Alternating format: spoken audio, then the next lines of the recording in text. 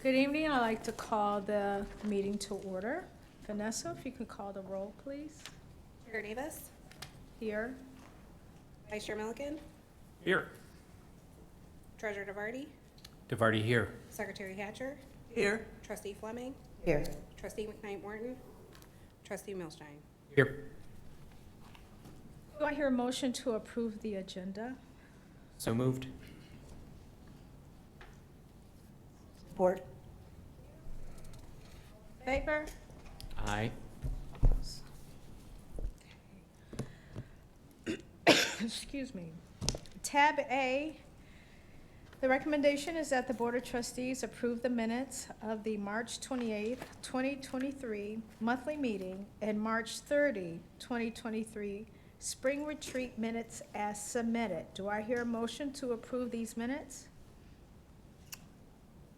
So moved. Support. Discussion, all in favor? Aye. Aye. Thank you. Moving on to verbal communications, WCC Education, Association, excuse me, Ms. Julie Kissel. Good evening. Good evening. Well, it's April 2023, and it is so wonderful to see my colleagues, Randy and Sean, all the way in the back. They are here to deliver their curriculum and assessment updates, and I want to thank them both for their service and their leadership. I know that they and all of the committee members work diligently to maintain the highest quality and standards for curriculum and assessment. And as we close another term, faculty, advisors, counselors, case managers, and librarians will continue their work in and out of the classroom to support our students and our institutional success. For a number of our teaching faculty, they will be ending their careers at WCC soon, and we wish them well in their new adventures and thank them for their years of service at WCC. Regarding grievances, there are no active grievances currently. The WCCEA is still poised to begin negotiations for the adjunct contract, but no dates have been set yet. Also, the WCCEA continues to work closely with deans and HR to work through any issues that arise. In some cases, there is little ambiguity as how to proceed, but in other cases, there are obvious tensions. This creates what can best be described as whiplash. In one moment, there seems to be common and collegial movement forward on issues that impact the institution or parts of the membership, and then there are times when it seems as if the differences are insurmountable. Additionally, the pressures related to the end of the term are not just reserved for the students. Like our students, we all feel the time constraints and the pressure of decisions that we must make. Just last week, one member of the WCCEA said that she is surviving, not thriving. This is an all too common feeling among the membership. Some feel a desire to push back strongly against false or incomplete statements, some retreat to the safety of their non-WCC lives, and some give in to feelings of disenfranchisement or belief that nothing that they do really matters. For an institution of our size, it is so important that regular and honest communication is happening across campus. Dr. Blanc and I have talked about this need often, and it couldn't be more important right now. Because clear communication is at times in short supply, people are left to fill in the blanks with their experiences. And WCC cannot be an institution where people just survive. We must be an institution that works to help our entire campus community thrive. And most certainly the goal is to serve the students well, but this can only be done when the people asked to do that work have all the tools and support needed. The work of the WCCA does not have to be seen in opposition to the goals of the institution. And so lately I've been reading a lot of Barbara Kingsolver, and in her 2008 commencement address at Duke University, she said this regarding community, that it's continuous contact. Further, she says, this is an ancient human social construct that once was common in this land. We called it a community. We lived among our villagers, depending on them for what we needed. If we had a problem, we did not discuss it over the phone. We went to that neighbor. We acquired food from farmers. We listened to music in groups, in churches or on front porches. We danced. We participated. Even when there was no money in it, community is our native state. You play hardest for a hometown crowd. You become your best. You know joy. So when people leave or retire from WCC, this body must ask if those leaving felt part of a community. Were they respected and valued for their service? And as we move from one term to the next, all of us are responsible to that community in which we serve, and we must find ways in which we thrive and not just survive. Thank you. Thank you. Are there any public comments? Seeing none. Vanessa, were there any written communications? No? Okay, thank you. Moving on to special reports. VP Jennings on Voice Awards.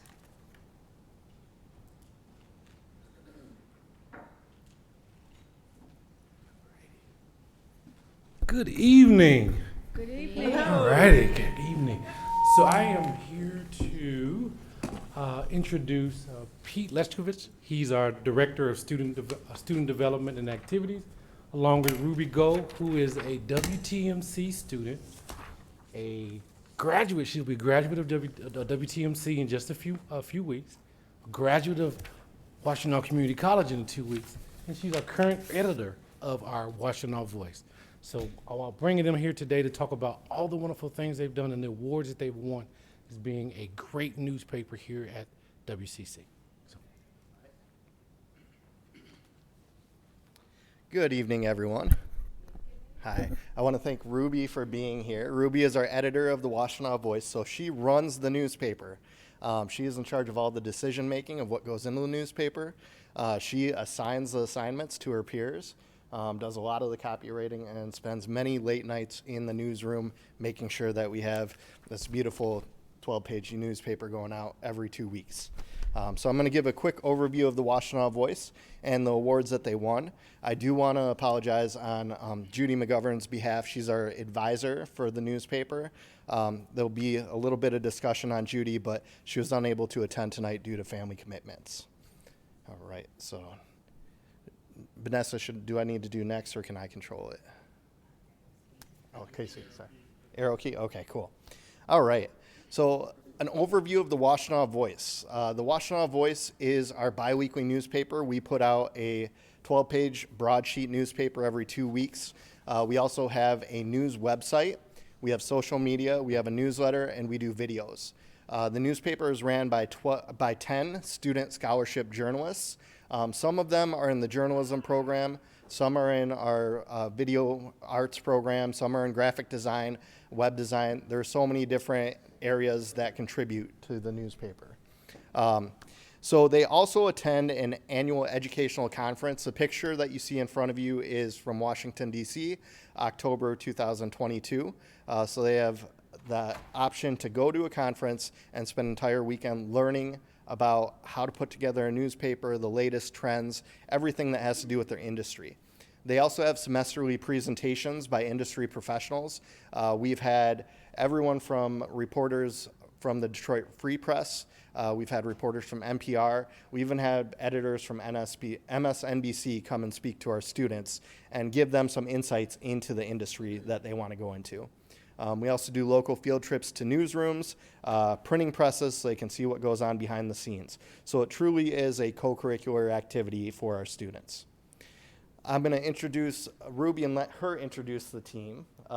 So Ruby, there's a little typo in this slide, and I want to say that's my typo and not the student journalist typo. But the 2021-22 Student Journalist of the Year from the Michigan Community Press Association was actually awarded to Ruby last year. I'm going to let you introduce your peers so that I don't mispronounce their names. Yeah, so I'm Ruby Go, I'm the editor. Robin Wiley Scholes is our deputy editor. He's been very helpful to me as, kind of my, sort of like an assistant, although I don't really like to use that word, but he's been very essential to bringing the paper together. It's not just me, I want to emphasize that. Paula Farmer is our photo editor. She's taken lots of great photos. Santone Pope White is our digital editor. He maintains the website and keeps content flowing and that kind of stuff. And Grace Favor is one of our graphic designers. Laura Chodoroff is another graphic designer. Willow Simons is one of our staff writers. She's been a staff writer now for, I believe, 3 semesters. Jacob Kuiper is another staff writer. This is his 2nd semester. And Grace Crandall is another staff writer. This is her 1st semester. Thank you. I appreciate that. So our advisor of the newspaper, we do have an administrative advisor, and she is a 30-year career veteran in journalism. She brought a lot of experience and guidance to our students. We're so grateful for her expertise, advising and mentorship. She's been the advisor since 2015. She's mentored over 80 scholarship journalists in that time who have gone on to, into careers in journalism and related fields. And The Voice has earned over 136 awards under her leadership. Unfortunately, Judy is retiring in May 2023 at the end of May. We're sad to see her go, but she's just been such a blessing to The Voice and the students. All right, so for 2022-23, I'm not going to name all the awards, but we received a series of awards, and congratulations, Ruby and the team, on all these awards. So one award category that we participate in, or one association, is the Michigan Community College Press Association, and that's competing against all the community colleges with newspapers in the state of Michigan. They went to Central Michigan University just a few weeks ago, and they received 15 awards from the MCC PA. These a lot of first place, so we have 7 first place awards, a lot to be proud of. For the Michigan Press Association, you go one step further, and this is not just colleges participating, but this is where journalists participate in the awards categories as well. This was very impressive.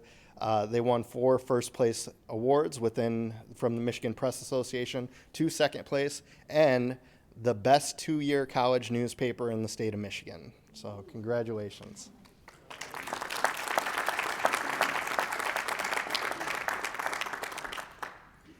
At the national level, this is the Associated Collegiate Press, where they went and visited Washington, D.C.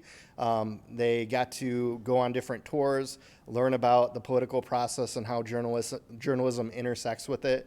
And then they also got to learn within multiple sessions. It's a 4-day conference where it's about 8 a.m. to 5 p.m. They're in educational sessions.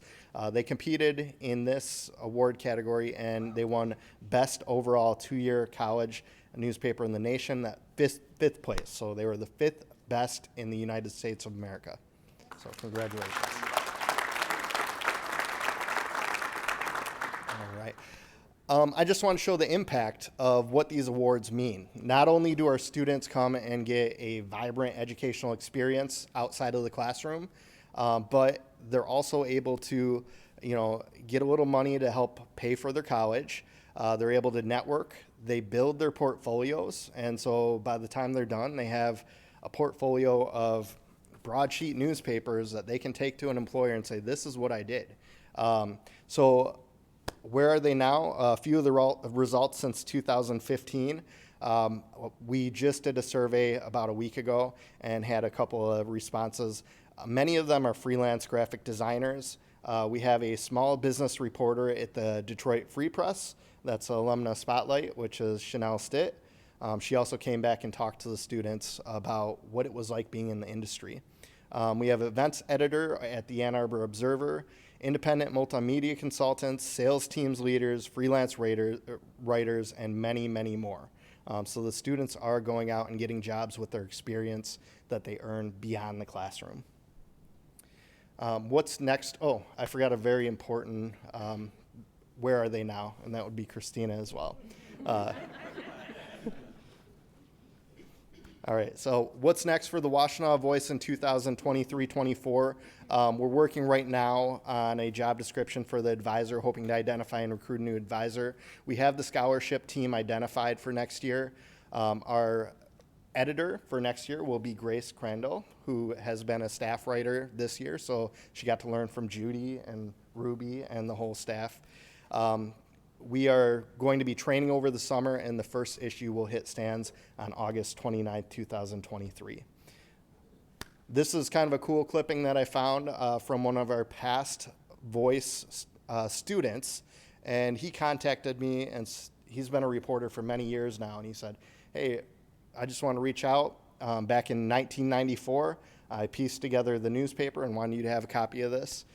So The Voice started before this. It actually started, I believe, in the 60s, early 70s. It had a little bit of a break and came back in 1994.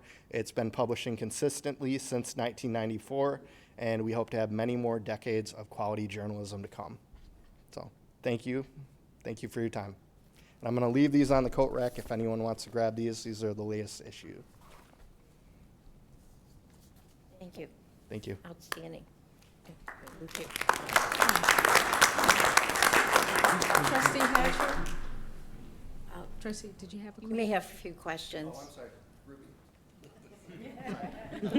I just have a quick question. Is there still a journalism course in the English department? Yep, there Do you is work a with journalism them? course. Dave Waskin runs Yeah. it. He's on our editorial board. Okay. And he also supports the newspaper, and we find many of our student writers from his course. Yeah, Dave, Two things. yes. Is the Voice website, is that, I'm sorry to say I have not looked for it, which I apologize for. Is that accessible through our WCC college website? It is. It's linked off the college website. It's washtenawvoice.com. But it's also an independent website, just like the Michigan Daily at the University of Michigan has Yes, its it's an own. independent website. The newspaper is an independent student-run newspaper. We don't do any pre-review of the stories. Our job as educators is to help the students understand, how to find the stories, how to write the stories, how to navigate the professional ethics. And believe it or not, when there are complaints about the newspaper, they come to Ruby. So they come to Ruby. So she's the one answering those complaints, and we're advising and guiding along the way.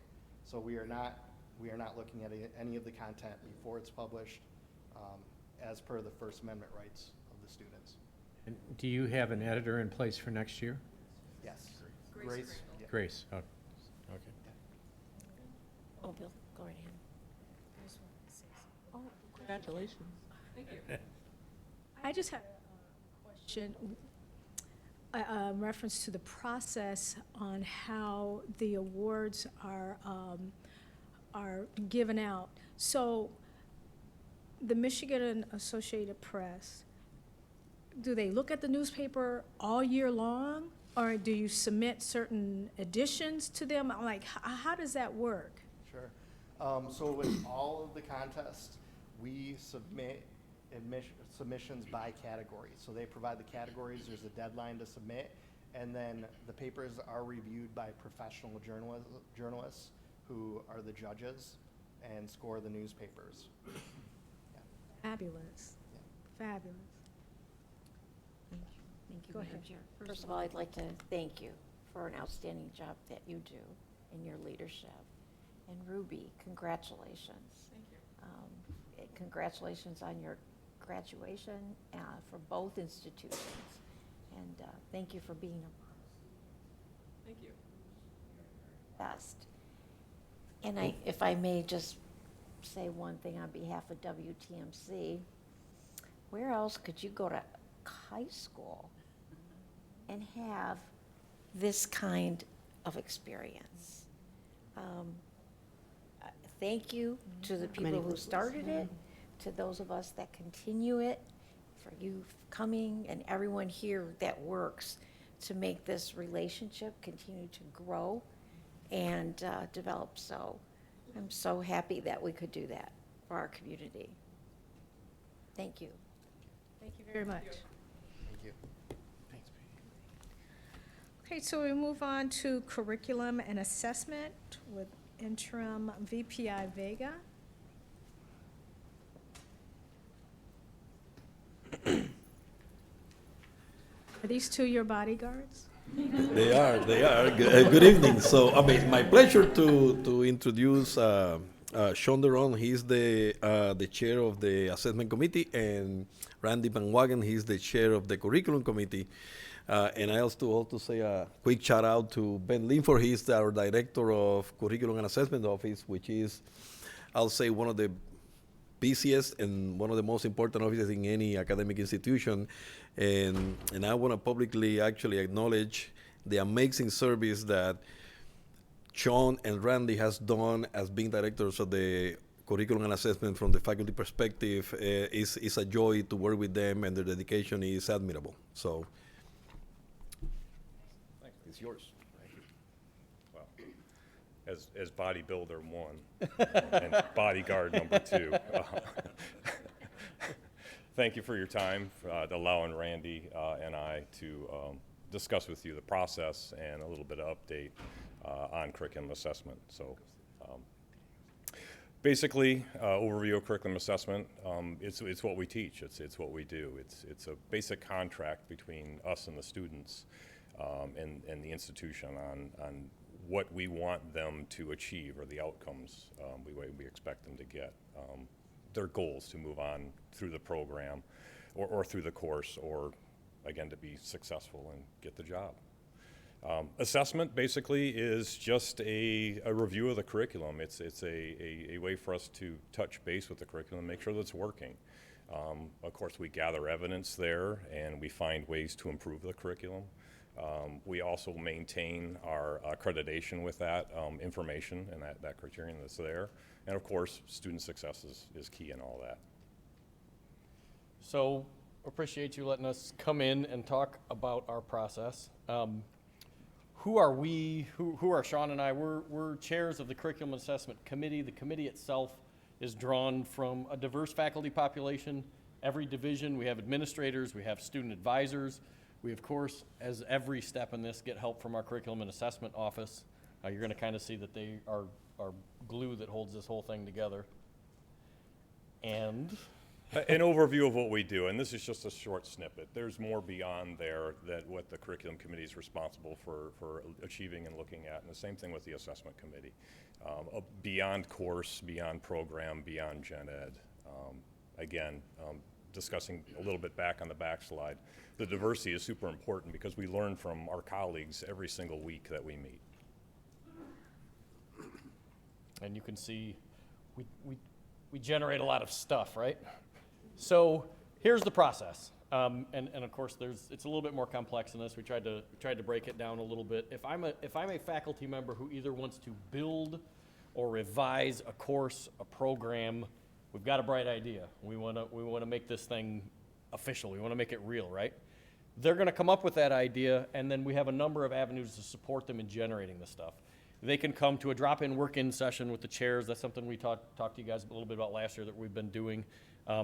They're generally going to go see the folks over at the Curriculum Assessment Office, and throughout that process, we want to help them from step zero to be supported, to help them be able to do this stuff. Next step up from there. After this, of course, the department chairs in the department should be reviewing the documents, proposals, or the assessment reports, and of course add feedback, send it back if it needs changes, or of course approve it and move it forward in the process. After the chair does that, Yes. it then goes to the dean, who goes through this process all over again, takes a look at it, says, does this work, does it fit, and recommends it for approval or sends it back down for revision. After that, it should head over to the CNA office. Of course, there's a lot of eyes on these documents or the whole process in general, and of course, let's not forget that the CNA officers supporting the process all throughout the whole thing. And again, they're super important in the process itself. So, of course, the team is included. So they're the articulation coordinator, the analyst, of course, Ben, the director, all scrutinizing to make sure that the course fits into the program, or the program fits into what the advisory board recommends, or their accrediting body, whether it be the third party that's out there, it meets those criterion as well. Then it comes to us. Finally. Yeah, we get a hold of this. This is not actually a picture of us, but nice stock photo here. Could be you. Yeah, it could be. We're going to go through that same process all over again with this big, diverse group of people looking at all of these things and making sure they're up to our standards, making sure they're high quality, making sure they can be done, they can be assessed. Do the assessments make sense at the end of all that? I mean, it's quite a process. I'd probably say a note on this. After the last 6 years in doing this and serving on committee, weekly we learn from each other what each other's areas, departments, divisions actually do that work to actually help each other out. And included in that process too is having student advisors in there as well. They've gathered and gained a heck of a lot of insight for us to see issues that students might see when they enroll in the course and they enroll in the program that we never thought of. All the time. All right. Then from us, we make our recommendation to the Vice President for Instruction. Then final approval is either given or not. They approve or return the submission for changes. And in the whole process too, of course, anything that's missed or we can educate each other on before it sees the Board of Trustees and it sees the President for approval. For final approval, we can capture it, we can learn, of course, refine our documents that we're submitting. all right, so what does the volume look like? You know, what are the accomplishments? I mean, we bombarded you folks with some of these numbers last year, but in the context of all the things that we're actually doing, you know, what's happening here? So in the past 5 years, 921 programs and courses have been reviewed, and 471 programs and courses have been assessed.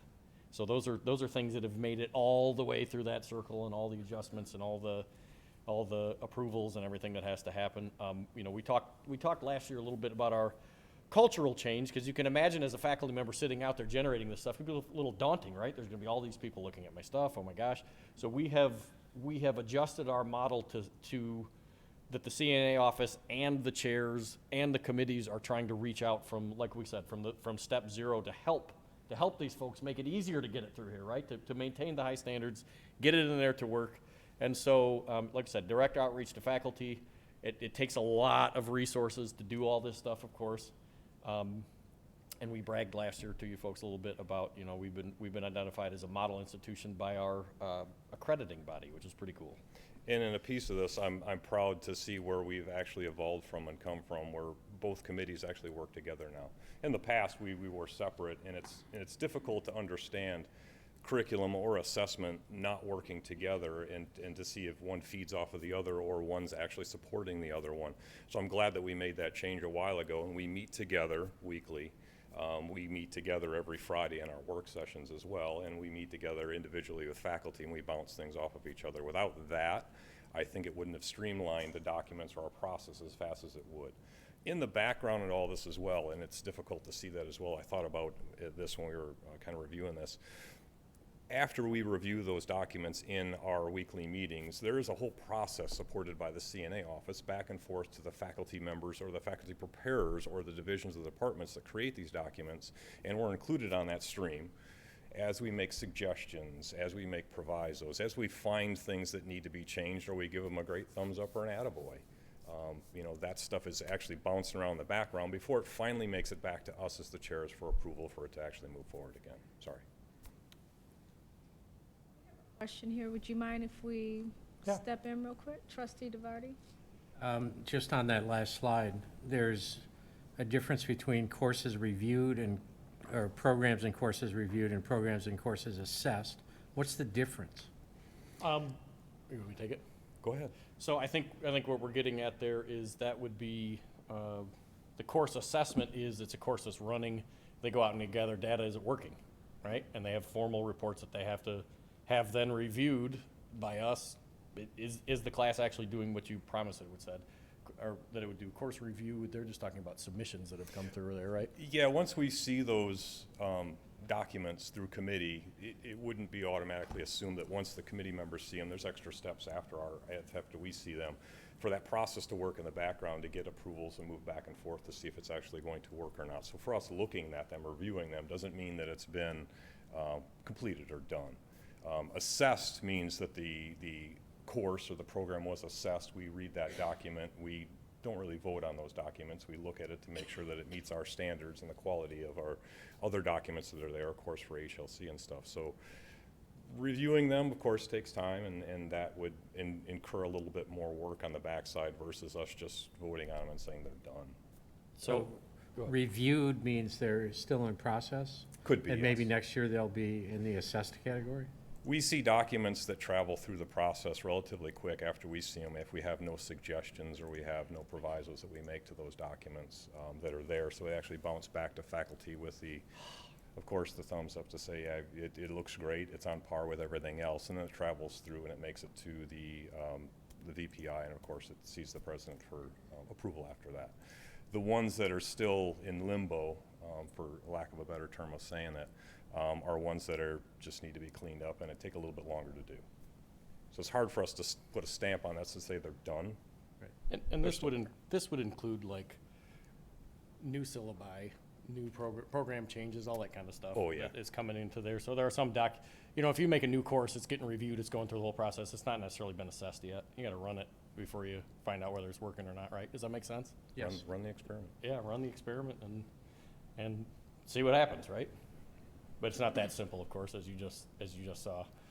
You don't get to just run the experiment. It goes through a whole review system. All right. Collaboratively, what are we doing here? We meet 28 times. Yeah. Hold on. Trustee I just Hancher? thought it might help to understand the difference between a new course, which gets approved, and then courses that are existing that have to be assessed for the assessment process for what do you call it? Accreditation. Yeah. So how often are current existing classes assessed? Our cycle is every 3 years. So every 3 years, all the courses have to have an assessment process. But then there are also new classes coming, new programs coming at the same time. So that's sort of the difference. Is that correct?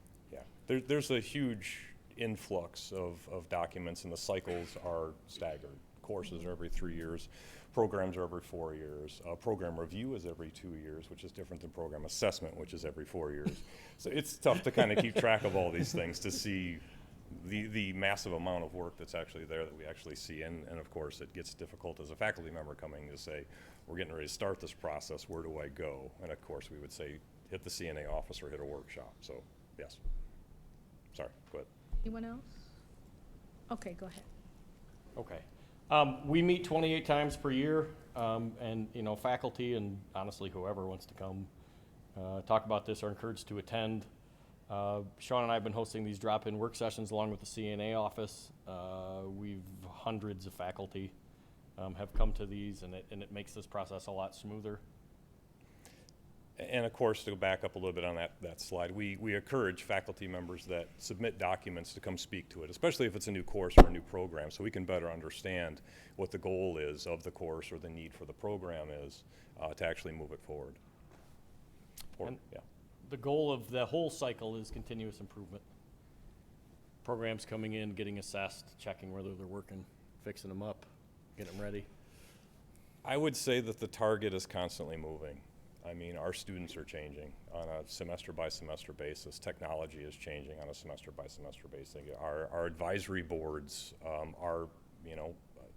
people that hire our students are changing. So of course we listen to those things, and that target is constantly moving. So for us to say or put a stamp on a solid goal of we want to have X number of things done, or this is our plan to be here, our plan is to always constantly move forward. That's it. Yes. Oh, I'm sorry, I don't know this. How long is your term? So when we serve on committee, contractually 6 years, and contractually every year a committee member has to roll off. So this is the last time that I will speak with you as chair of the assessment committee. I roll off in July. When I rolled on, Randy was assessment committee member, and I looked up to Randy. Not that he's a bodyguard, but the vast amount of knowledge that was actually there, and to look at that to say, I have got a lot to learn on committees. So in the last 6 years, I'm proud of both committees and what they've taught me and what they've shown me to actually learn even more about our institution. It's super helpful to know that stuff. So to answer your question, 6 years. 6 years, and so you're rolling off? Correct, as chair. And as chair, and so you will no longer be on the committee.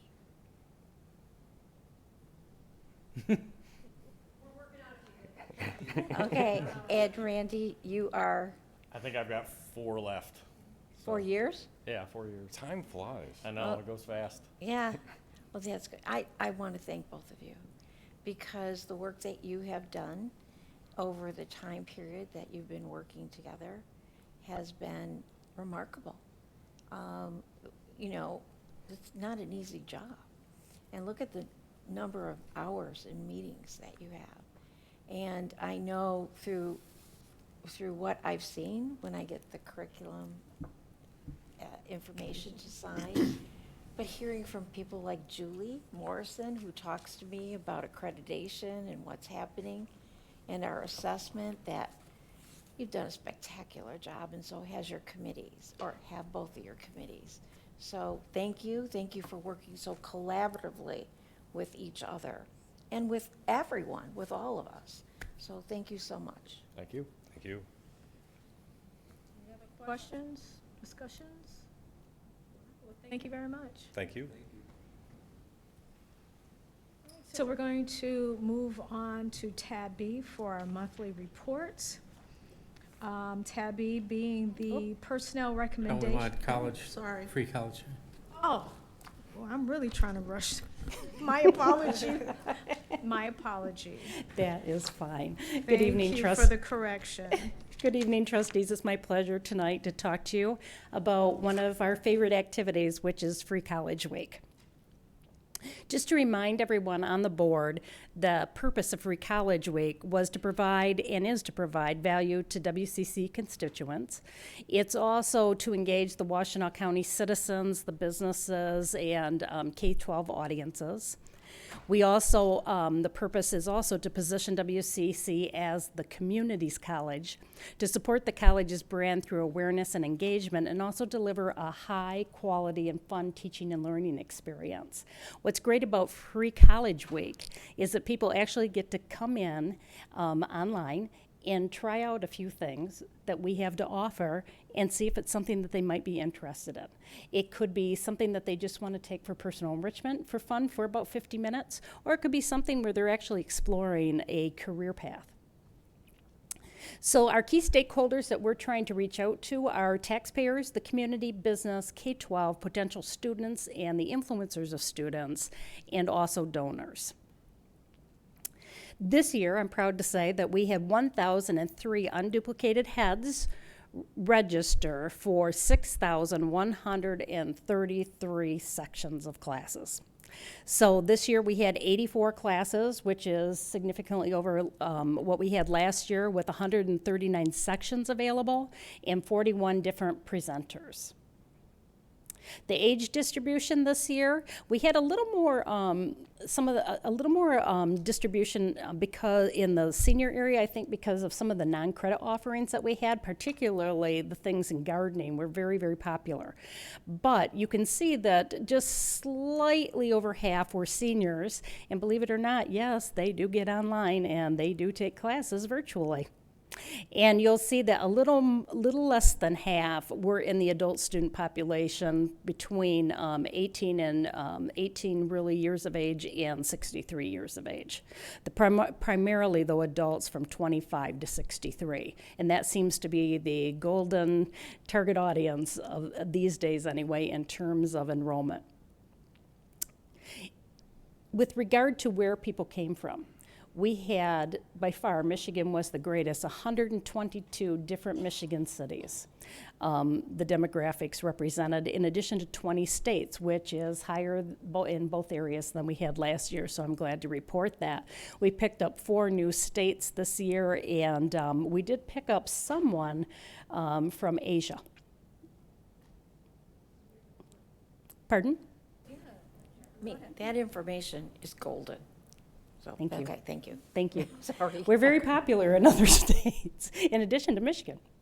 So our top 5 classes seem to be really around computers, and it seemed to be around that body and mind connection.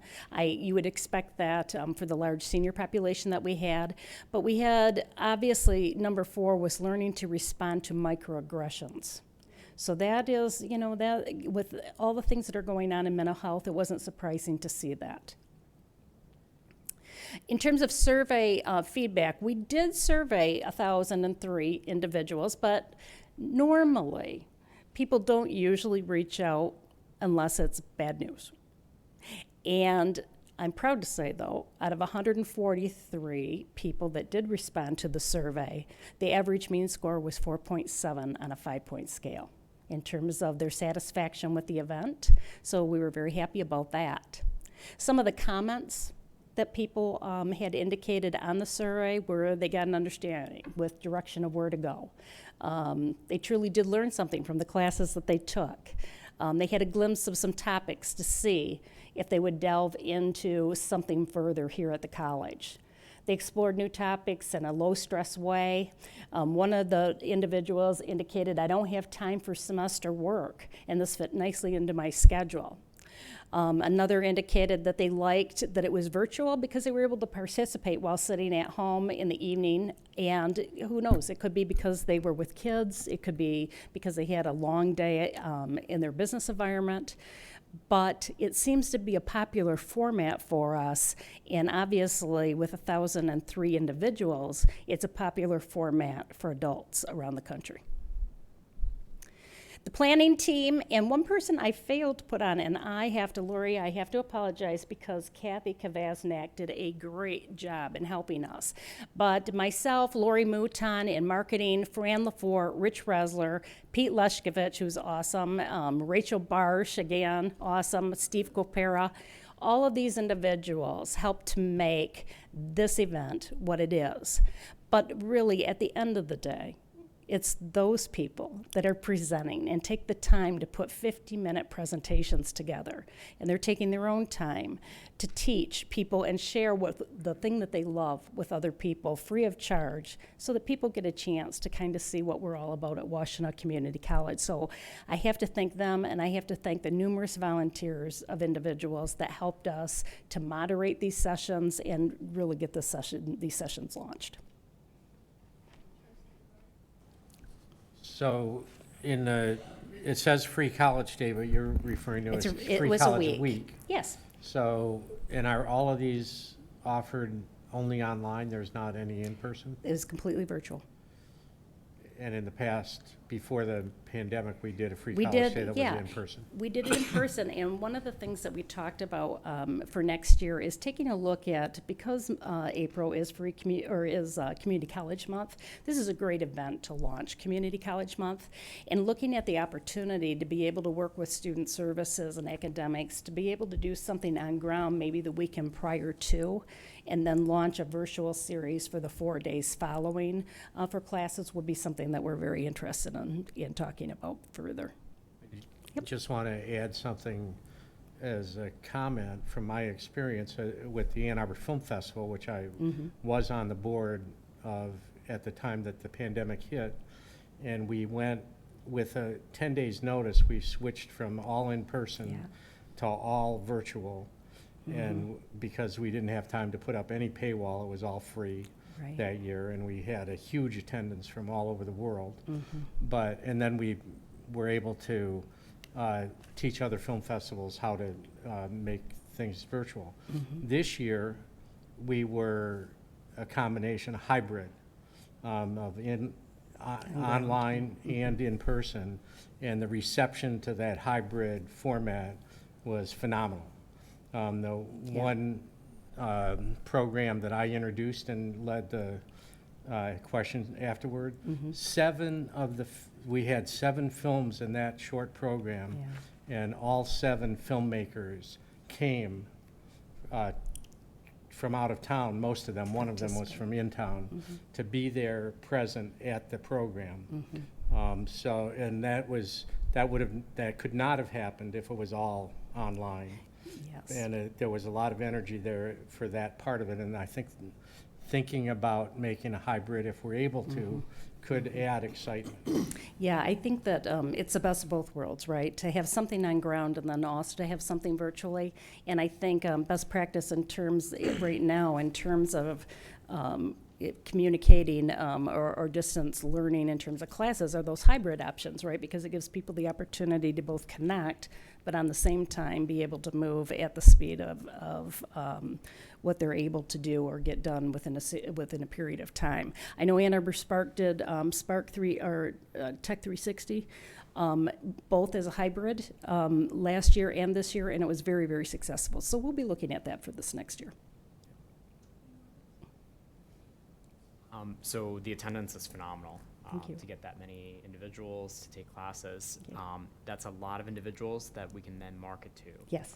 And so what is the plan moving forward with those 1,003 individuals? How are we engaging them with the college moving Right. forward? So the great opportunity, Trustee Milstein, is that the opportunity is that we collected more information than we've collected in the past in terms of the unique demographics of the individual.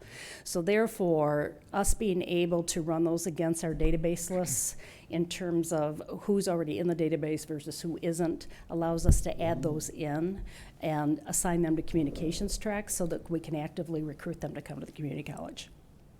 Mm-hmm. President Blanc? Michelle, thank you for your leadership in this. It's an outstanding job, and I'd like to thank your team Oh, thank you. that helped put it together. They And, worked really hard. It really is very good, and I see that Lori is here, probably Fran is here, and I don't know if anyone. I should mention my secretary, Barb Hoff. But She did thank a you, lot. and I You're believe welcome. we bought you some software, right? Did we? Mm. So thank you very Yes. much, Finance. Yes, thank you, thank you. It made it much easier this year. And your trustee. Oh, Trustee Hatcher. I'm just Michelle. wondering if next time we could see a list of the presenters. Oh, yes, I'd love to do that. Yeah, Yeah, that I'd love would be to helpful. give you that. Thank you. Yeah, yeah, thank you. Thank you. I'm ready to move on now? Okay. That's okay. No, because I messed up before. All right, so now we're on tab B. Tab B is the recommendation that the Board of Trustees approve the personnel recommendations as submitted. Do I hear a motion? So moved. Support? Discussion? Trustee Hatcher? I guess I have a rather long comment. When I looked at the HR report, I noticed that there are 3 non-teaching positions leaving. And I also looked at the job postings today for hiring an HR. And 14 of the positions listed full-time, I'm not looking at part-time. 14 were non-teaching jobs, and there were 2 or 4, depending on how you looked at it, teaching positions listed. Now, I have some questions about where our enrollment growth is. I have some questions about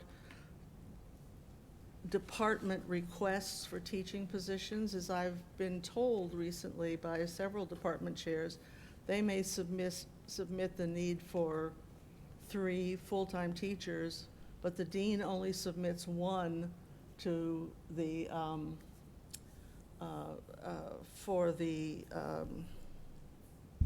what do you call it, for the budget. So there could be a big difference between what departments think they need and what deans think they need, and what gets actually approved for a need. So there's no way for us to look at how many positions were requested by departments. We only get to see or ask about positions requested from deans. We have some very interesting positions. We have a lot of enrollment managers and technicians. We have engagement managers. I don't know if that's for weddings or participation or what that is. A lot of communication and marketing. An increase in managers and coordinators and deans and VPs, but what do we do here? And I'm concerned about the people that actually do the job of teaching at this college. And when I look, it's April, it's towards the end of April, and there are only 2 teaching positions listed in HR. Right now is when teachers are looking for jobs. Right now is when we should be recruiting for minority positions, particularly. We're gonna miss it. It's over. Do you see what I'm saying? So, and I know that's involved with the budget. So with the budget process, we look at the credit hour cost, tuition costs ahead of the budget. Perhaps we should also look at personnel cost ahead of the budget, because the reason new positions for faculty aren't listed in HR is because they haven't been approved in the budget yet. And by the time they're approved in the budget, it's over. We'll have trouble recruiting the people we want. So something is misaligned, is what I'm saying. Does that make sense? Am I making some sense? Finally, yeah, it's aligned with the budget development, and we don't look at enrollment until November. We don't see the results of enrollment at the board until November, which should be driving some of the considerations for hiring in the new budget. And so I'm just bringing up the question that it's off somehow. And we're not going to get good, qualified, even minority candidates in June, after the budget's approved and they're posted. That's my point, sorry. I don't know if this is the appropriate time I just wanted to bring it up. I think it's a good point that you're making, and I appreciate that. And I appreciate and I know it's important to you, I know it's important to all of us, and I know it's important to the people in this room. And so at some point, I'd like to respond, not in defense, but to explain, because I believe your question was really a good one. How is this done? And the way we hire teachers and the way we hire anyone is based on a formula. And it has nothing to do with the budget. It seems like it does. But everything is based now on enrollment, as it probably should have been in the past, but where enrollment is declining, so I'd be happy to share all of this with you or anyone who is interested. But it's not as if the budget is to cut out faculty. I believe we have 4 that we're gonna be posting, am I correct? That have been approved. They're in the process, going through the approval process. It's going through, right. I mean, we look at projections, we look at where is the enrollment, where has the enrollment been over the last 3 years, over the sections? What has been your section fill rate? It's like different now. And we get to see it in November. What do you get to see? The board gets to see the enrollment projections and development in November. Yes? And what I'm saying is, if we're gonna have 4 positions, are we waiting for the budget report for those positions? No. But it's almost already too late to post those positions, and it's a timing question. I'm not arguing that anybody's doing anything nefarious. I'm saying that we'll see the minority report next year. And we'll wonder why we don't have minority candidates in various positions. And one of the reasons is they don't get posted till May. That's all I'm saying. Well, that may be one, but I can't guarantee all 5 are gonna be minorities. I know you didn't say that. saying that. I know that. No, this is a good discussion, and I'd be happy to explain how we come up with that determination. So, and the reason for the administration that you see is those are resignations. I don't approve any new positions. It is like really hard when it comes to any administrative position or any position, quite frankly. You could look at these people, they'll tell you how miserable it is before I approve anything. And every job, anytime that there's a resignation, a retirement, maybe other than faculty probably, but in administrative positions, that job description has to be reviewed, and what happens is the job description either changes to fit not only what's expected today, because a lot of times that great person grew into that job, but that job description isn't the right job description. So we have to so that whoever's recommending it has to reevaluate the job, rewrite or edit that job description, not for the person they only want today, for what they project they want that person to be able to do in 3 years. Because that's how we do it. And so, Glad to but sit your down. perception is a good one. Of the 14 non-teaching positions that are listed, I think at least 3 of them are new, not They- existing positions.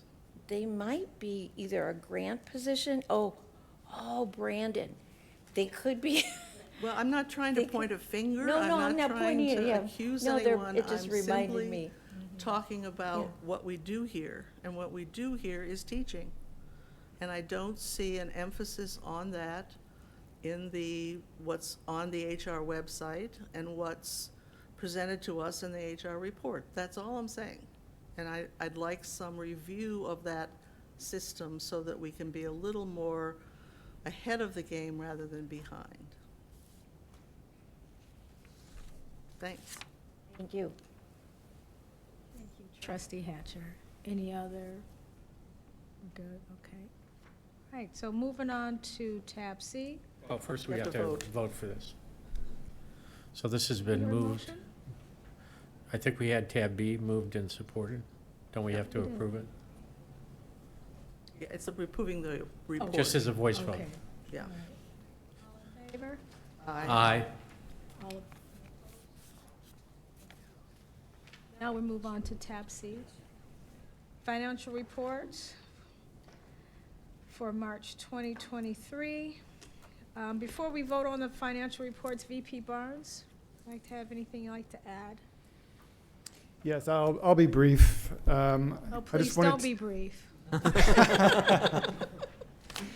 I just want to cover briefly the spring tuition. If you look at the tuition section, we're a little ahead as of the end of March. I would say by the end of the or beginning of the term rather, it should be close to break even to budget. I don't expect this to be a large favorable variance, but it should be at budget. Other than that, the story is very similar to what I've mentioned in previous months. In other words, for property taxes, I'm expecting that number at the end of the year, instead of 2.2 million favorable, to be 1.2. And then the investment income there, another large line item, to be 1.9 instead of 1.2. But you can see that still, all in all, revenue should be north of 6 million favorable to the budget. Similarly, for expenditures, you'll see the number there at 6.7. I think about $1 million of that is timing. So in other words, another $1 million, even though it hasn't been spent in the first 9 months, it'll be spent in the next 3 months. So it'll still be quite favorable. But the net of that will be some monies that we'll have to pay for some projects that are coming up, such as an agenda item later tonight, which, if approved, is the security project. So, any questions? Questions? We're good? Thank you. I move approval, that we approve the financial reports for March. General fund, capital fund, and combined schedule of investments, all funds as submitted. Support. All in favor? Aye. Tab D. Facilities Development Report, VP Beshi.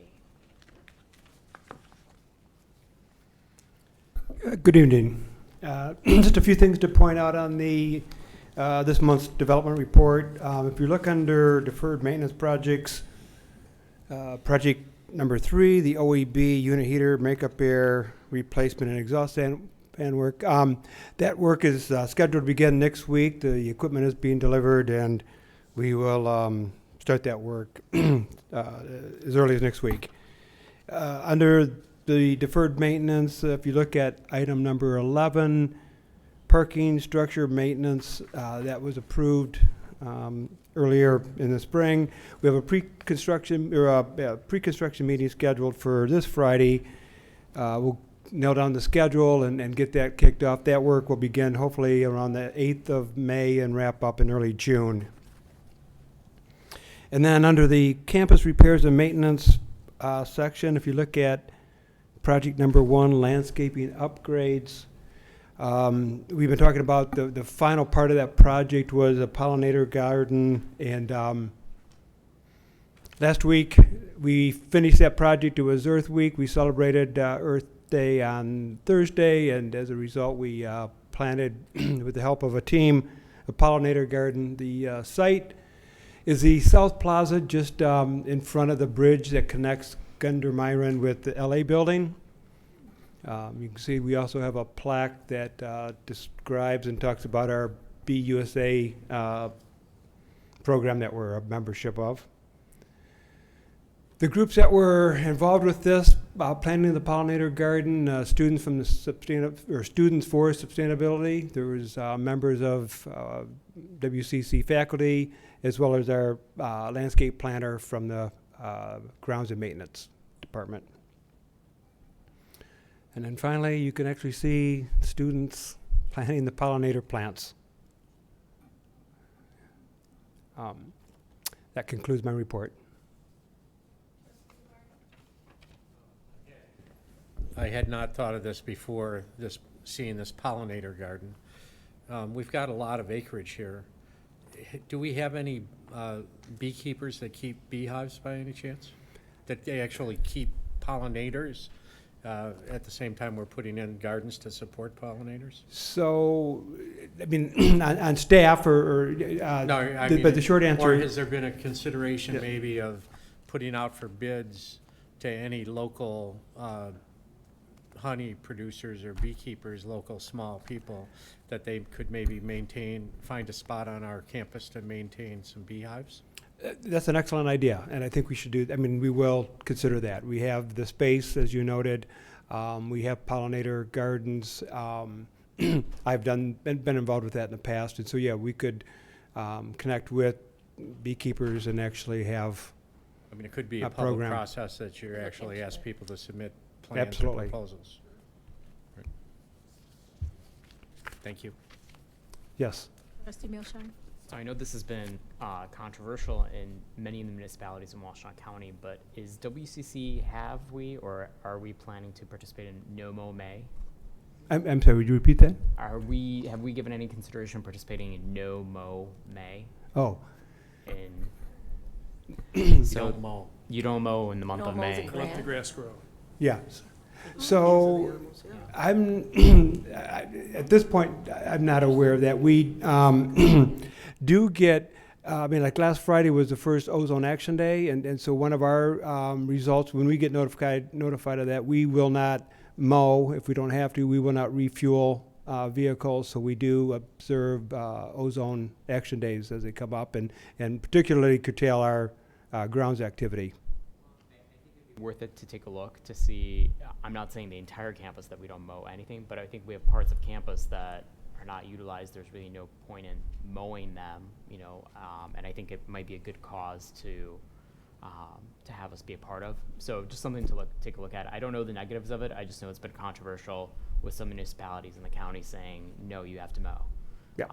So I think it's a great program. There's also plannings that you can get into that you don't mow and let them go. So all of those certainly play into our sustainability plan. Good ideas. President Blanca, did you have a comment? No. You're good? Anyone else? All right, thank you, VP Bessie. Appreciate you, thank you. All right, so we're moving on to remarks. Any remarks from the members of Board of Trustees? Well, Vice Chair Milliken? Yesterday, we were hosted at the Detroit Chamber of Commerce. A couple of foundations have come forward, and there are some news clippings in front of you talking about the Hudson Weber Foundation and the Ballmer Foundation. coming up with $30 million to allocate to 7 Southeast Michigan community colleges. And President Blanca will probably take us into greater detail in this when we go to her remarks. But it was gratifying to be there with the presidents of all 7 community colleges, and to hear David Igner, who's the CEO of the not Hudson Weber, Ralph Wilson. Ralph Wilson Foundation. And it's a 2-year, $30 million appropriation that they're making, and Dave Egner said that there's a good chance that another one may follow, depending on what kind of marks we get on the way through. But President Blanca, why don't you give us a little more detail on what that impacts us as? Thank you. I appreciate that. And thank you very much for attending yesterday and representing the college. When you mentioned the new administrators, the reason I yelled out Brandon's name is not to blame him, but as part of this grant, I believe there's 2 administrative positions that are brand new as part of this grant. But we did receive Brandon, come on up here, and do you mind? He deserves credit. Please come up here. Yes, come and forward, talk Brandon. about this grant. It's amazing. It's really great. So please, thank you. Thank you, President Malaka. We are excited that we received $2.049 million. We're trying to round all the way to the end to support what is going to be a 3-year investment that would fund no tuition, because we're leveraging Project Reconnect and WIOA funds to provide a pathway for 300 individuals, 100 youth who will be dual enrolled through Ypsilanti Community Schools and potentially Lincoln public schools, but then also 200 adults within the community, hopefully their parents or their families, to be able to give them a pathway to a high-wage, high-demand job.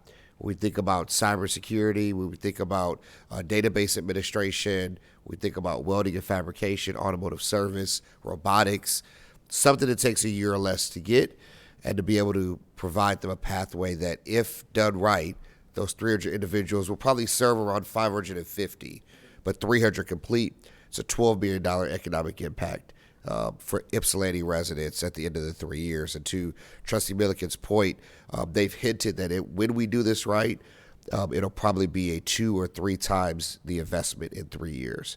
So 60 to 80 million, probably by the end of the grant cycle. So very exciting. Yes, yeah, $40,000 at a minimum is the career pathways that we're trying to take them in.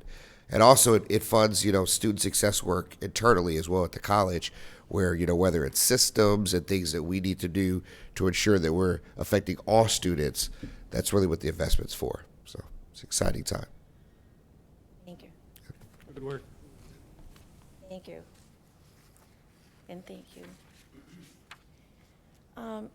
Is it my turn, or does anyone else? Okay. Go ahead. Well, this has been a very busy time. April, I believe 19th, I had the opportunity to present our $23 million capital outlay project again to the Joint Capital Outlay Appropriation Subcommittee in Lansing. I was one of the 2 community colleges that were asked to present, and the other was Jackson. And first of all, I'd like to thank our representatives. We have our senator, Senator Irwin, was on this joint committee, and he, after my presentation, he asked me a question that would only improve whatever it was I was talking about. He wanted me to talk about the trade unions and our partnerships, and I really appreciated that he brought that out.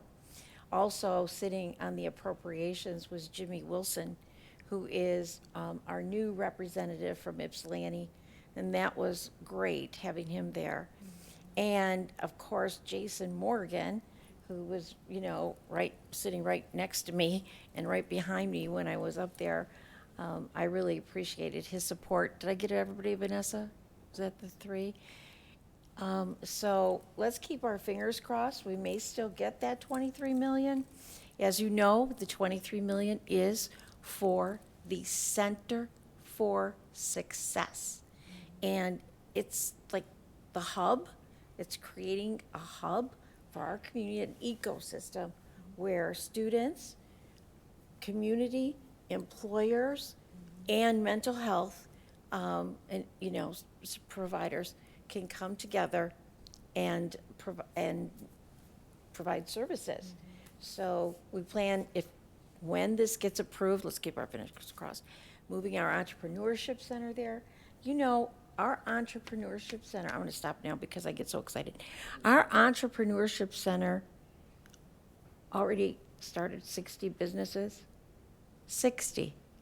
Imagine what that does to a community. And they're in the facilities building. I mean, we gave them a little tiny place there. That's just one. We have so many other benefits and opportunities for our community members that align with what we do here as a college. So I'm hoping that we will get this money. And again, I'd like to thank Lori Mouton for her support in helping me prepare, Julie Morrison for helping me prepare, Brandon Tucker, and Vanessa.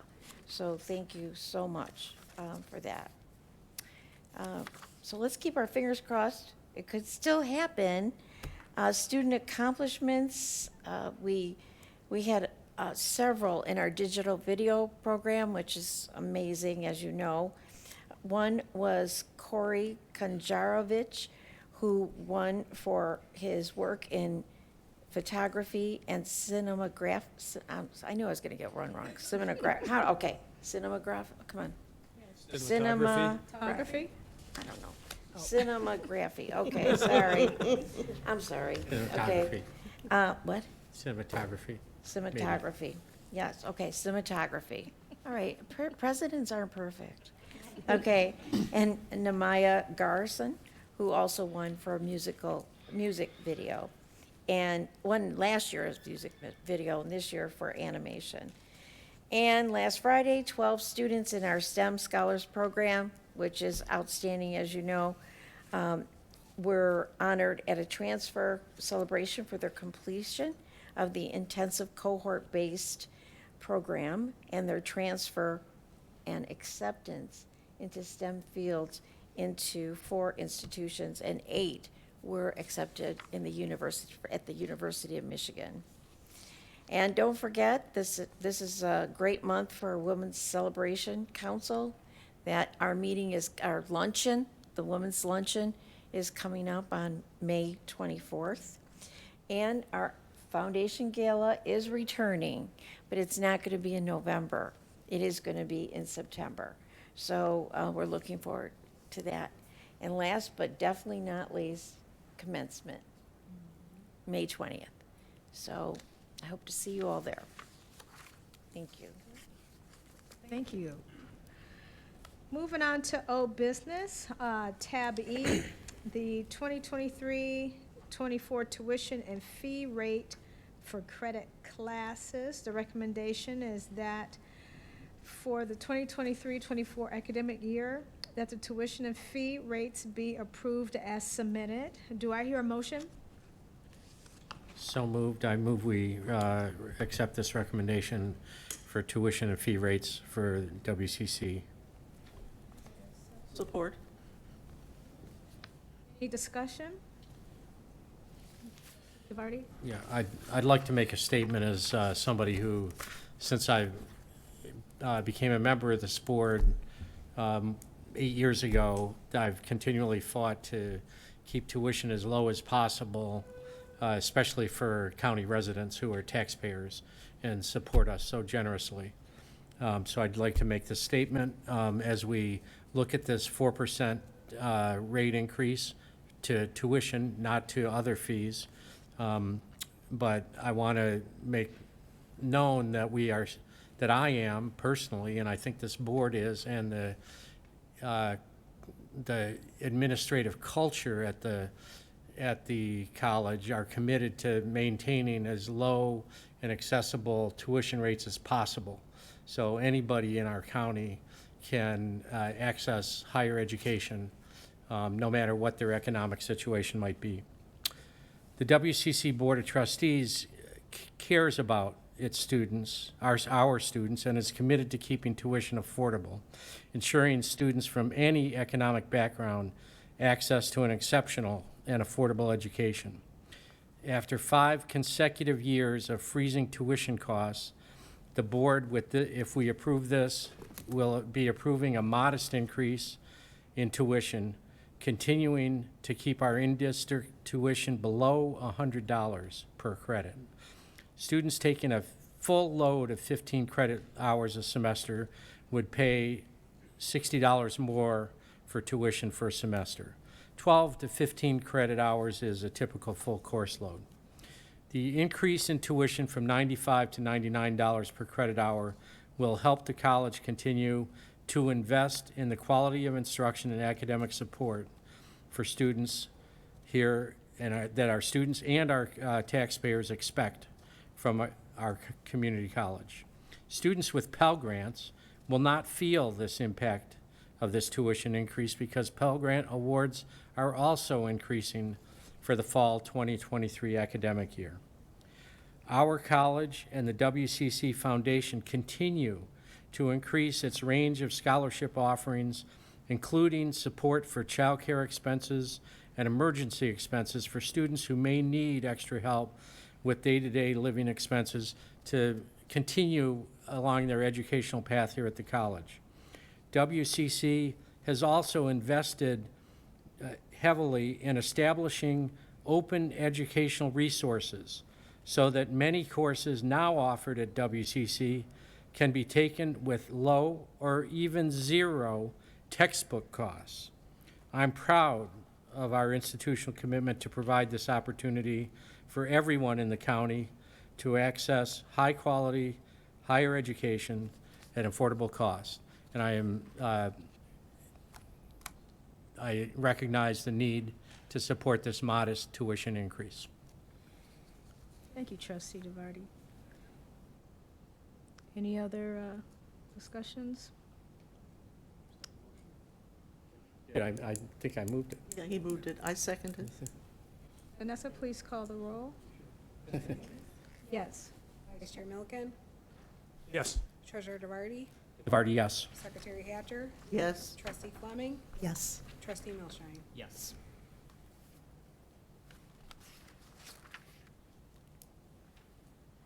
Okay, moving on to new business, tab F. Sanitary main replacement. VP Beshi, do you have anything you'd like to add? Unless there's questions, I mean, Okay, I'm Alright. here to answer any questions on the process or. okay. If trustees wish to move this to an action item, I'd like to entertain a motion to amend the agenda and make the sanitary main replacement on an action item. Do I hear a motion? Madam Chair, Yes. I move that we change tab F to an action item. Second. Discussion on that? No, okay. Tab F, now, oh, I'd want to add one piece of discussion. This is something we've been looking at for several months. We've known it's coming forward. It's not a surprise, and I think it's makes total sense for us to move it to immediate action because it's something we need to do as soon as possible. agreed. So for tab F, the recommendation is that the Board of Trustees approve the construction contract with East. We should vote on amending the agenda. First Is amendment that- agenda. Thank you, I forget, I apologize. So now we vote? Is that a voice vote? Yes. That's a voice vote. The voice vote, okay. Call the All in vote. favor? Aye. Opposed? None, okay. So the agenda is amended. Now the agenda is amended. Okay. So now I can go on with the rest of So it?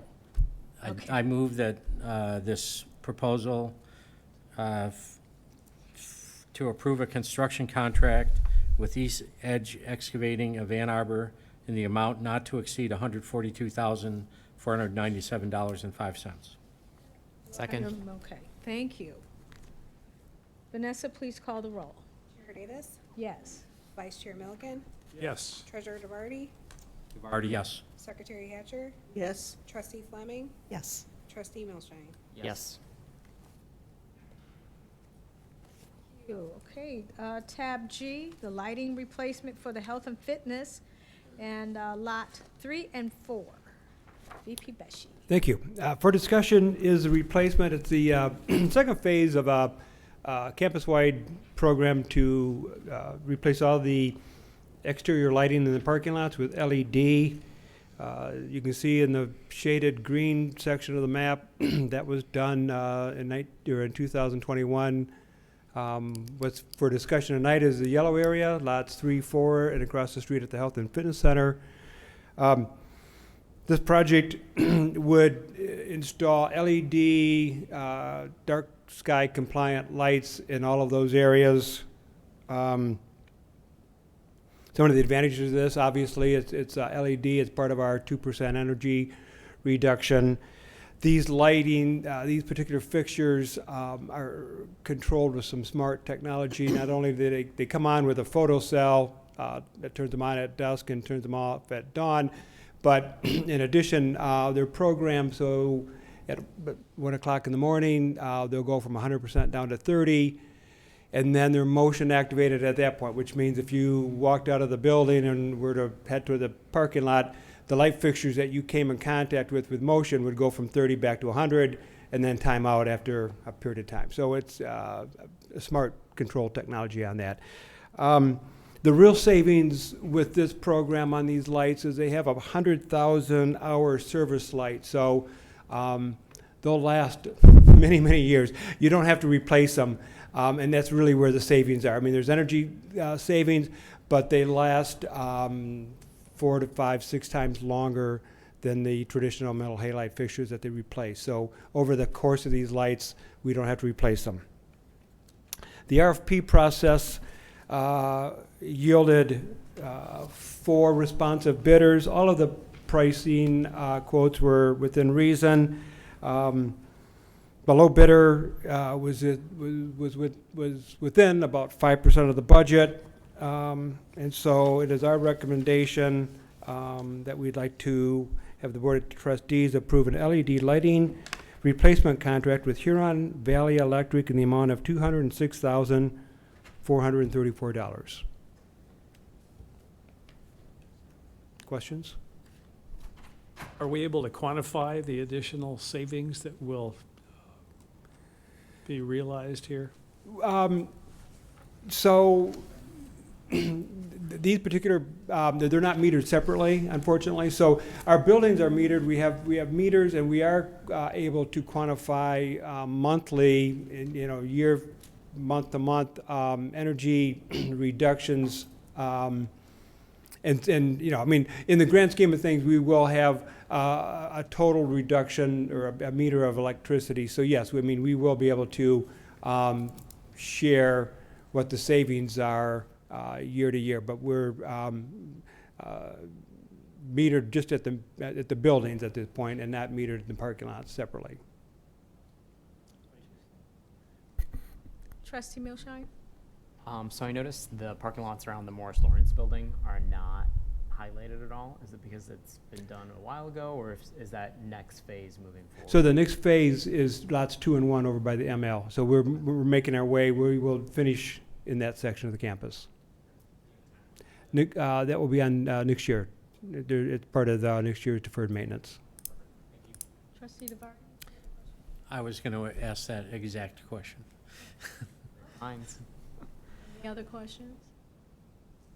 Thank you very much. Thank you. Moving on to tab H, capital fund transfer for the campus security system upgrade. Provost Blakey, please. Good evening. Good evening. I have Chief Leacher here to, if you have some questions also. Okay. So this project is the campus camera security upgrade. And so right now, our existing system limitations, we have old analog cameras that are past life expectancy, and we've had experienced numerous failures with some of those cameras. Some of those cameras are out of service. Those cameras have been installed sometimes early in the 2000s. The picture quality is poor, and they're difficult. We have difficulty identifying information in those pictures coming out of those cameras. The cameras are currently connected to 4 different systems, depending on when the cameras were installed. The camera system controls the length of time the footage is available. So depending on what system it's on, sometimes the footage might be available for a week, sometimes 30 days. So it really depends on the system that it's on. All of our campus buildings are not covered adequately by the camera systems, and not all entrances, hallways, or common spaces are within recorded view. So currently our cameras are monitoring in 4 different systems, as I mentioned. These are the 4 systems that we're currently using. Depending on the location of an incident, it dictates which system public safety accesses. So if they get a call that something's happening, that dictates which system they have to log into and monitor to see if that area is being covered by a camera. These pictures show our current video quality. These are the analog cameras, and you can see it's kind of grainy, and they're also not able to kind of focus in on pictures or areas as needed. The upgraded video quality, generally the cameras are controllable. They can be focused in. They can tilt and cover different areas. In some situations where we may have 2 to 3 cameras for a hallway because the camera can only cover one direction, you can have now 360 cameras that can cover all 4 directions or 4 hallways if it's depending on the location of the camera.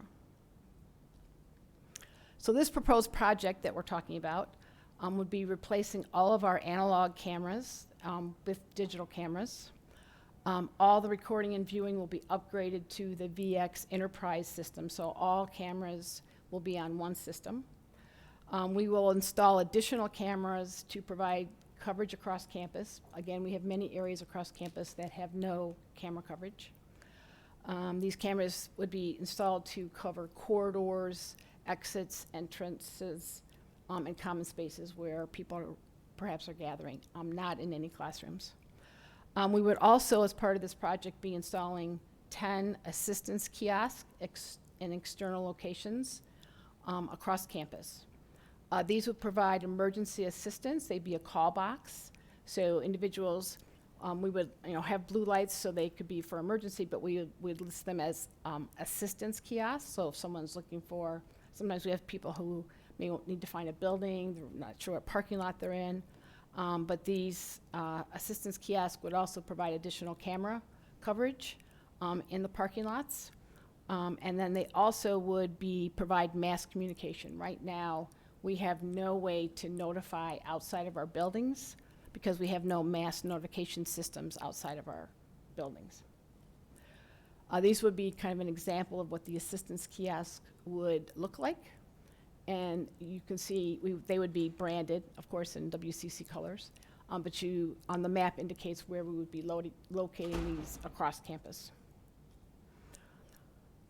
This project, as you can imagine, has a lot of infrastructure that's needed. The project is also providing funding to provide for some of that campus infrastructure for our campus network upgrade. We have many network closets across campus that require both HVAC and electrical upgrades to support the additional network equipment that needs to be installed in these closets. All the network closets must be upgraded and before the installation of 2 core switches can be completed. These 2 core switches must be in place before all the cameras can be attached to the camera network, to the network on campus. Here gives you a sense of the project timeline. This is not something that's going to happen overnight. It's approximately a little over 2-year timeline. A lot of this infrastructure time, putting upgrading the network as well as putting fiber across campus. So an overview of this project would be, again, upgrading to provide improved and increased camera coverage. This will be increased safety for our students and community. We also will be providing mass communication for outside of our buildings, which we know we have not in place right now. So what we're asking for discussing this evening is basically not approval of the project, but only that we identify that we want to have this project, that we will be wanting to transfer $3 million from the general fund to the capital fund to establish and fund this campus security camera system upgrade project. No one should have to say that fast.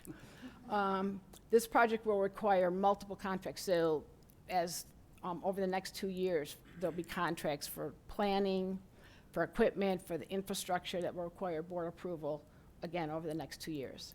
So what we're asking for this evening for discussion and for approval in the next month is just to set the project up as a capital project and the fund, transfer the funds from this year's general fund to the capital fund. Do you have any questions? Sean? Does this include installing cameras in the parking lots around campus? Or is it just the buildings themselves? There will be cameras on the, there will be some cameras on the roofs of buildings.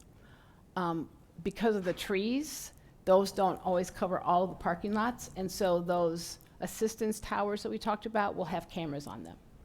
So that will provide additional camera coverage in the parking lots. Is there a reason why we wouldn't install cameras in parking lots? If we're going through this whole system installation, is there a reason why we wouldn't install cameras in the parking lots? Why we would not? But we are. No, but from what I understanding is because of trees, not all parts of the parking lots will be covered, or is the plan No, to have currently. So all- currently we have some cameras on roofs now, but right now we don't have coverage on all of our parking lots because they're blocked by trees. Putting additional cameras on these assistance towers will provide additional coverage in the parking lots. Does that mean all the parking lots will be covered? Largely. Okay. I'm not gonna guarantee 100%, but I think largely most of the parking lots would be covered. Okay. Under this. So my request would be that we looked at, instead of largely, that all the parking lots are covered. Okay. And I'm assuming all floors of the parking structure as well, from a safety standpoint. Sure. And then does this also include installation of cameras in the fitness center and the fitness center parking lot? Yes. Okay. Because one of the towers is in the fitness center parking lot, yes. And then the other one on the other side by the ball fields. Okay, perfect. Thank you. Welcome. Any other questions? Trustee DeVarty? So I want to make sure we're not putting cameras into classrooms. That is correct. And if we are putting them in the fitness center, we should not be putting them into locker rooms. That is correct. Okay. I just wanted. Good I point. want an affirmation on that. That's correct, no. Okay, thank you.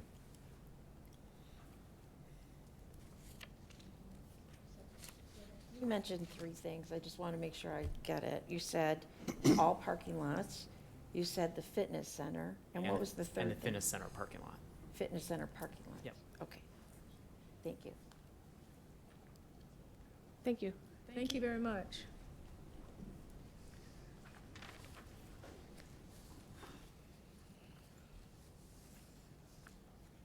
We're moving on to tab I.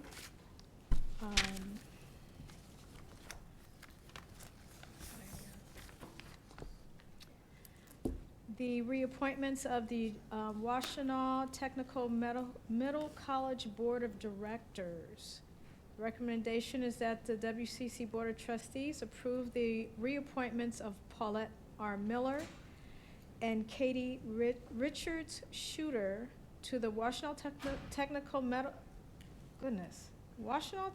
Middle College Board of Directors with terms ending April 2026. Do I hear a motion? So moved. Support. Discussion? Okay, Vanessa? These were colleagues of yours. Do you have any thoughts to share? I've had the opportunity to work with both Polly and Katie for a very, very long time. They're great board members, great human beings, and I'm fully supportive of these two individuals continuing their time on the board. When I chaired the Washtenaw Development Council, Polly was serving as treasurer and acting capably there as well. How long are their terms? 3 years.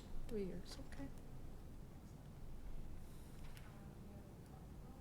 Vanessa, do you call the roll? Chair Davis? Yes. Vice Chair Milliken? Yes. Treasurer DeVarty? DeVarty, yes. Secretary Hatcher? Yes. Trustee Fleming? Yes. Trustee Milstein? Yes. Ooh, this, okay, we are on, where are we at, Jay? Oh, I crossed off the wrong one. This is my favorite one, the graduations. Will you be reading us the names? No, I don't think you would want me to. I'll mess them all up. Tab J, we are on now. The recommendation is that the Board of Trustees approve the candidates for graduation as submitted. Do I hear a motion? I move that we approve the candidates for graduation as they are submitted. Second. Discussion? Okay, Vanessa, please call the roll. Yes? Vice Chair Milliken? Yes. Treasurer DeVarty? DeVarty, yes. Secretary Hatcher? Yes. Trustee Fleming? Yes. Trustee Milstein? Yes. Yes, yes. Tab K, the honorary associate degree recipient. The recommendation is that the Board of Trustees award the honorary associate degree in community service to Dr. Richard J. Landau for his extraordinary support to Washtenaw Community College and its students, and for leading a life of service that has benefited our entire community. Do I hear a motion? I so move. Support. Any discussion? All in favor? Aye. Aye. Any opposed?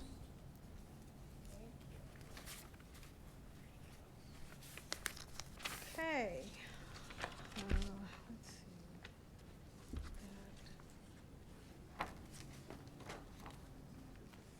What do we have here, Cal?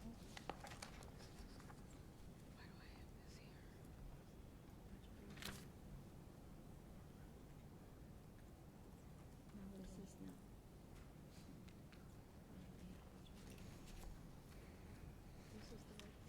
No, this is not the hearing.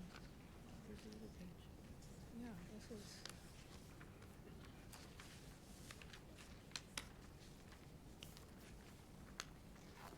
SK.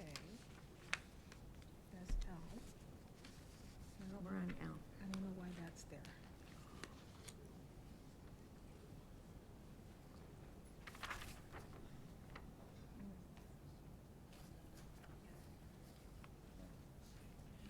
Al, it's on the second page if you're looking at the agenda. She has her own clip notes here that it's missing.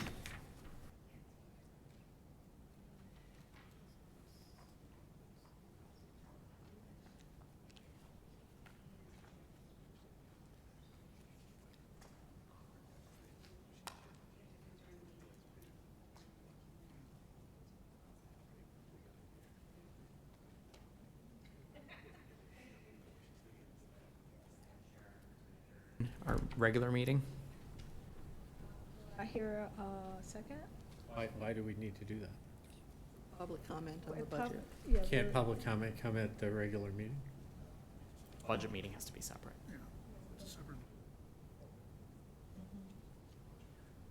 I support. All in favor? Aye. Aye. Okay. No, it's, oh, okay. Hit this. Yeah, go. Woo-hoo. Oh, sorry. Okay, the public hearing is now open, and the board will now hear comments. If anyone is here to speak, please come to the mic, state your name, and limit comments to 3 minutes. After comments, or if no comments, thank you. No comments? Any comments? No? Okay.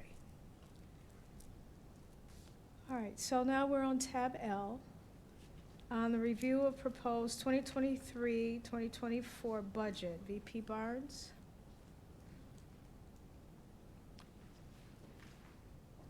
Good evening again. Good evening. I'm sure there's nothing you like more than at the end of a long day, a nice budget presentation. So we're going to go through, it's very similar to what you saw in the budget retreat last month. Really the only material difference that you're going to see is that we did get the property tax numbers a week ago, so you'll see those numbers included, and I'll go through that as well. The agenda, we'll go through the process again a little bit, some of the highlights, revenues, expenditures, the statement of net activities, also known as an income statement, and statement of net position, also known as a balance sheet. So the budget process, I won't go through all of these bullets again, but suffice to say we're on the final bullet here, which is to present it to the Board of Trustees today. Some of the highlights, of course, we're presenting a balanced budget for fiscal year 24. As mentioned previously at the retreat, we are expecting that credit hours are going to continue to fall by an average of 3% per year, but in this one in particular, 3% for fiscal year 24. Property taxes and state aid, we're expecting to offset that decline in credit hours. That's helping us, but not fully. It can offset that, but it can't also offset the expenditures as well as the upcoming capital projects, one of which you saw a few moments ago in the security project. The expenditures are rising over the period. We have some contractual increases, as you know, for wages, for example, software increases. We are seeing an increased return to campus. So far, we're even seeing the increased return to campus for the fall in the registrations that have shown up so far. And we do have proposed additional transfers from the general fund to the capital fund to support projects. In terms of our main revenue pillars, again, decline in credit hours. The property taxes, you may recall, we were projecting a minimum of 5% increase. In fact, it did come in at 6.6%. Inflation has driven the taxable values up, as well as the new construction has also caused the overall value to go, taxable values to go up. So in total, instead of 5%, we are getting 6.6%, or just over $1 million, more than we had expected. State revenues, again, projecting to increase by 2%. That's currently working its way through the legislature, so we'll see if it comes in closer to the governor's proposal, but right now in our budget we've put 2%. Investment income, we have projected an increase of $1.6 million. We're expecting the yields on our bonds to be about 3%, so I think it's a pretty conservative assumption given where interest rates are, but they are stabilizing. In terms of our revenues, you'll see that we have very solid revenues for fiscal year 24. The tuition and fees would have been slightly lower than our current forecast for this year, were it not for the recently approved tuition increase. And the trade partnerships slightly lower, but again, we had a banner year last year with the trade partners, so we thought it might be slightly smaller this year, so we're being a little bit conservative in our projection there. In terms of our operational expenses and transfers, again, just as a reminder, inflation continues to be pretty high, 7.5% last year, and as it remained at about 5 or 6% this year to date. And because we're facing a lot of pressures, we did ask our divisions to hold their budgets flat largely, which most divisions did do. But that allowed us to pay for other things, such as the increased wages, increased contracts, particularly for software that we have. And we also have some contingencies there for the change in the college's learning management system, as well as revisiting the campus master plan. Utility costs are expected to go up across the board for gas, electricity, or gas, electric, and I think water as well. A bright spot, the Health and Fitness Center has continued to it's not back to where it was pre-COVID, but it is doing much better. We're expecting the Fitness Center to contribute about $500,000 back to the college this year. and $750,000 back to the college next year. And again, this is to support the bond. The bond was issued to support the fitness center, and we need really to generate $1.2 million a year from the fitness center to cover the bond. The technology infrastructure improvement plan, this just as a reminder, this is something that's not in our budget this year. So we had pulled ahead the technology infrastructure plan into fiscal year 22 last year, so we didn't have to pay for that this year. That's one of the reasons the budget is turning out to be a little bit more favorable.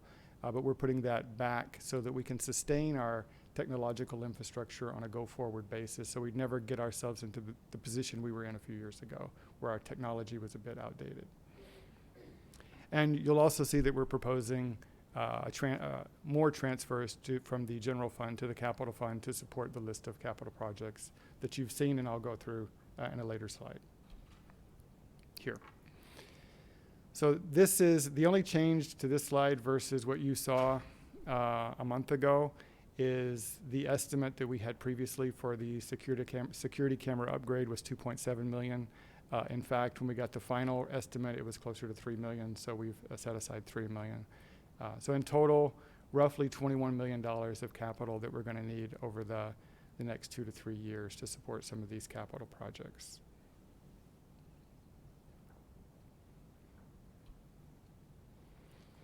Expenditures and operating transfers for personnel. Of course, we have, again, the wage increases built into this. The filled vacancies are built into this. We also have non-personnel costs. Again, software upgrades, license fees. We also have some variable cost increases. For example, what I mean by variable cost is if we have more use of this building, the ML building, there are also costs that go along with the increased revenue, such as increased catering costs, increased linen costs, those sorts of things. But there are some things we have across campus that are variable. So not always when you see the cost going up is it a bad thing. Sometimes it's to support additional revenue. I also wanted to highlight here, again, the $1.7 million. You'll see in fiscal year 23, we did not have anything for the technology infrastructure improvement plan. And also we have the transfer to plant fund, which we're expecting to contribute $5.75 million that we'll likely be asking for in the next fiscal year.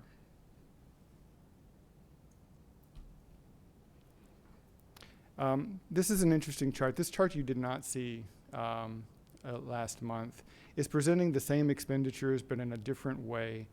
And a couple of things I wanted to highlight. If you look at the first couple of lines, which is instruction, instructional support, student services, I took a look at our costs versus all the other community colleges in Michigan, and we are in the top quartile in terms of what proportion of money we spend on instruction and student services versus other colleges in Michigan. We're in the top quartile, meaning we spend a larger proportion than most colleges. Conversely, if you look at administrative support, we're in the top quartile again for the least amount of money spent in for administrative costs in the state of Michigan. So we are trying to allocate our money, even though we're spending some money, we're trying to allocate it appropriately because this is a college and we want that money to go to instruction.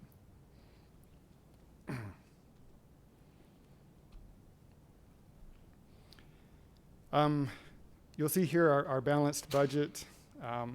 Again, I know I'm repeating myself a bit, but I'll point out here, again, the capital projects line for fiscal year 23, fiscal year 24.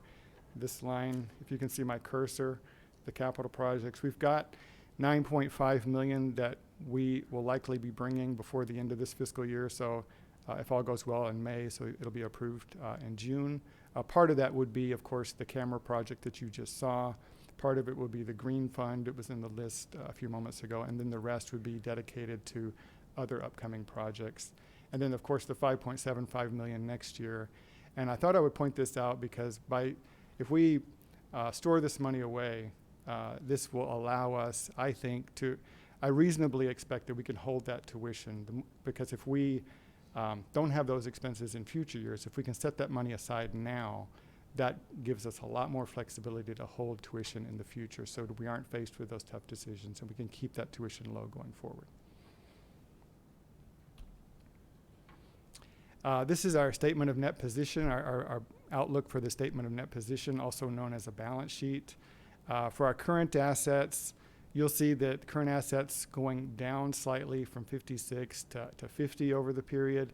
That's simply a movement of our current assets in commercial paper, for example, to longer-term bonds. So we've put a little bit more money. We used to have $26 million in long-term bonds. We now have over $30 million in long-term bonds. So we've just moved buckets, trying to take advantage of the historically high, at least recent history, high interest rates to get more money into the future for the college.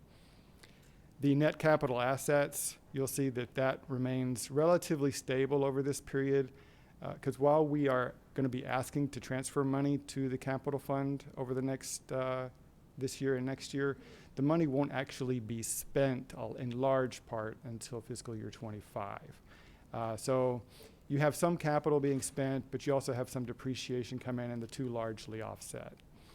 A couple of other things I'll just point out. If you look at the pension and OPEB liability, if you recall when we showed you the audited results for this fiscal year 22, the pension and OPEB liability went from $176 million to $106 million. In other words, it fell dramatically. And it fell dramatically because the market was way up. Stock market, bond, everything was way up, and therefore the returns for the pension plans were way up, and they didn't require, or the liability went way down. Since that time, the market has gone the other way. So it hasn't gone enough, I think, to completely erase that. So we've tried to put the number at 141 somewhere in the middle. Really, it's an educated guess, but it's just directionally we want to show that we don't expect to be able to sustain that $106 million liability. And the other thing I'll just point out, that other line in the liability section, that is our bond going down, down, down until we ultimately pay it off in 2027. So in a summary, I've got a question on the liability, Yeah. the pension liability. Is that all on us, or is the state continuing to ante in for that? Yeah, the state continues to pay us a large portion every month to pass through. So yes. And you see that continuing forward? Yes. And Yeah, that's gonna, what they contribute is gonna come off of that 141 million? Correct. It's a combination of we pay part of it and the state is paying part of it, yes. Okay, thank you.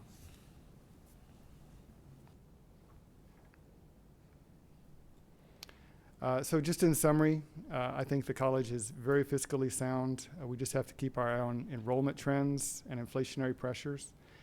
We continue to strengthen our balance sheet so that no matter what happens in the economic environment or otherwise, we can sustain this college. That's the mission, one of the key goals of the finance department.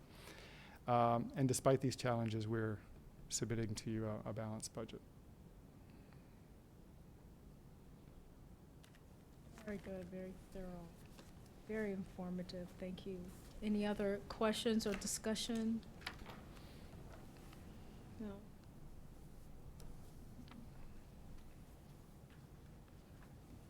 Wanted to thank him for such a clear, I think I almost understood it. I know, yes, I have to agree with you on that. You know, if you'll indulge me, I would like to thank Ben Hunholz and Sin-Mei Dowell in particular. They did a great job. The system that you guys approved, the board approved last year, Anaplan for us, it was a tremendous help in getting the insights for you for this budget, and they did a great job. Thanks. Shows, thanks. A motion. I'd like to entertain a motion. Let's see. I'm tired, so hold on with me. I know, if it's moved. If it's moved, but it's not moved. So I think we can just move on to tab M, the resolution to approve the 2023-24 tax levy rate for general operations, and VP Park. Oh, you're there. Great. Thank you. So I don't know if there's any questions. This is just authorizing us to be able to charge the maximum millage allowed. So we could collect the tax that you saw, the property tax revenue that you just saw in the budget proposal. Trustee DeBarty? One question. So what we approve when we approve that maximum tax rate, doesn't Headley sometimes, in fact, most years, rolls that back a little bit? It does, correct, but this year it did not. There was no rollback in the Headley this year. That's because inflation exceeded the Headley limit. Correct. Yep. Trustee Milshine? Chair, is there a reason why we can't move tab L and M to action items? I know I'm newer to the board, so. There's no, I don't think it's needed. So it gives it an opportunity for the public to see it and express something. I mean, it's, unless it's necessary, I would advocate that we just hold it, just to allow the public to see it if they're interested. Perfect. Are we all in agreement with that? Thank you for asking. I mean, if it was needed, I would be one of the first people to say, let's do it. But thank you for that. All right. Since there's nothing more further, may I hear a motion to adjourn the public hearing? So moved. Or Discussion, all in favor? Aye. Aye.